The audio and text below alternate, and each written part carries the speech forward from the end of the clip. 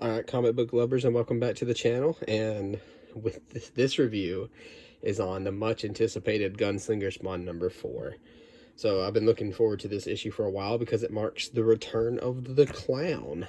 Now this is the first time Gunslinger has actually ever ran into the Clown. And in case y'all don't know, the Clown is my favorite Spawn villain.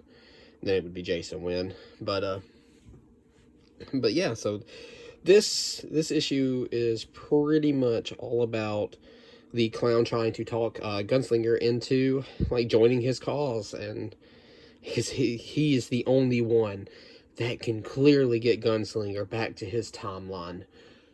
He can only trust the Clown. There's no stab in the back, no conniving, he's not making any plans to not help Gunslinger at all. That couldn't be the issue. The Clown he's such a saint.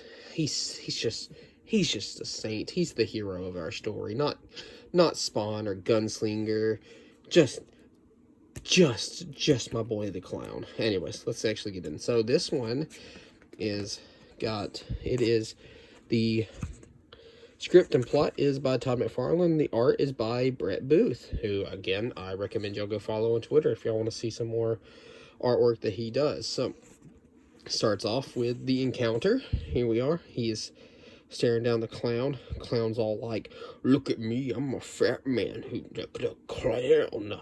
He's pretty much, like I said, he's trying to talk Gunslinger into helping him, and Dakota's like, "That's my prey," in case you don't know who Dakota is. Dakota is a villain that was introduced in issue 3 of Gunslinger Spawn. I will be reviewing the first 3 issues pretty soon, or at least I hope so, pretty soon. But there's some other videos I got to do. Clown is like, no, this here's mine. This is my job to do. So originally we found out in this issue that the Clown actually sent Dakota to track and hunt down Gunslinger, but the Clown ended up coming anyways, because why not? So we move along, and I found it interesting here, because if y'all aren't regular like readers of Spawn or anything like that, then you wouldn't know this, but you see this big monster right here? That's the Violator. That was the Clown's demon form. So there's the Clown, there's his demon form. They're not interesting. He does explain it later, but we'll get to that. So again, he's trying to get Gunslinger on his side. Gunslinger doesn't like that, so they start fighting, and we get like a small brawl. And he thinks if he spills the blood of the Violator, that all the little minions and them will back off. And that's not what happens. The Violator just absolutely destroys Gunslinger, because Gunslinger is indeed the weakest of all the Hellspawn. So the fight keeps happening. The little minions start beating him up. He's just not having a good day, and the little minions are now chewing into him. Like they are biting into him. He learned a valuable lesson: don't mess with the little people. So they throw him down in front of the Violator, or my bad, in front of the Clown, since they're now split, and they hang him. They just straight up hang the man. So, why not? Now, again, the Clown goes back and talks about how he wants him on his side, so he also explains, this is where he explains that when Spawn pretty much got rid of the Clown, like threw him through some portal when he was closing the dead zones, that everybody that was coming through, he was absorbing a little bit of power from everybody that came through. And that's how he gained the ability to use the necroplasm, like the Hellspawn have. And he is indeed splitting himself and his persona apart, which is really neat. So he gives the hat back to Gunslinger because he can't actually tear the weapons off. Only Gunslinger can get the weapons out of his hat. And then he starts talking about how the only people that can get the key to the dead zones is him and Cog here, which is weird because when I see Cog, I usually think of the little fat man.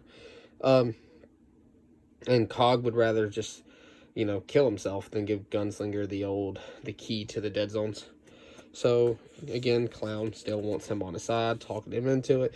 Says that, you know, that Spawn and Cog don't care about, you know, where he's from, what he's been through, blah, blah, blah. And shoots the rope down and says, look, hey, you're going to come with me, and you're going to get yourself close to Spawn. And then when you get what you need, you're going to stab him in the back. And then we get his power meter, which, like I said, he's the weakest of the Hellspawn, and that shows by his power meter being the lowest. And then we get the breakdown on what the Clown used to be. That is what the Clown, like, that's what the Clown used to look like. The Fat Man, and then there's the original Violator. And he's just gotten beefy, man. He hit the gym hard. Anyway, so, my review on the book. So, the artwork is a 10 out of 10. As Spawn, honestly, is an artist book. You're not going to get bad artwork, but whether it be the Scorch, regular Spawn, Gunslinger, or King Spawn, there's no bad artwork in between. So, this issue, 9 out of 10 in my opinion. It explains a little bit why the Clown's back, which is good. It's always good to have him back. He's just such a good villain. And so, like I said, I will be reviewing the first 3 issues, and we're gonna, you know, make a playlist and all that. It's gonna go into Spawn reviews and everything like that. And so I do have another Spawn video planned. I don't know when it's gonna. I'm not gonna give you all day and then delay it or anything like that. But I'm gonna do a state of Spawn comics. I think it's important for everybody to find out how good Spawn has been and whether or not y'all should pick up the book. So I'm going to make a video on that and help y'all whether or not decide if y'all want to start picking up Spawn, because I think it's fantastic and it's great to pick up. But until then, this book, 9 out of 10. Definitely pick up Gunslinger, and I'll catch y'all in the next video.